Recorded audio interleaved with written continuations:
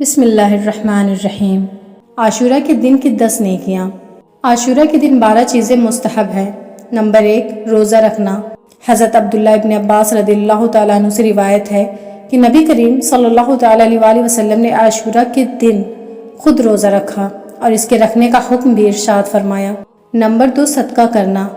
Number 3، نفل نماز پڑھنا۔ نمبر 4، 1000 مرتبہ سورہ اخلاص یعنی قل اللہ احد پڑھنا۔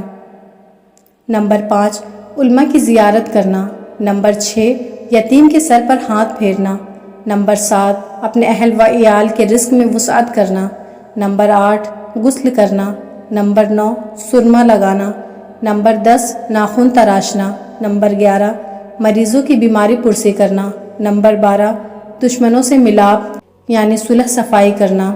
اللہ پاک کی بارگاہ میں دعا ہے کہ ہمیں اس مہینے کی برکت و فضیلت سے مالا مال فرمائے، آمین۔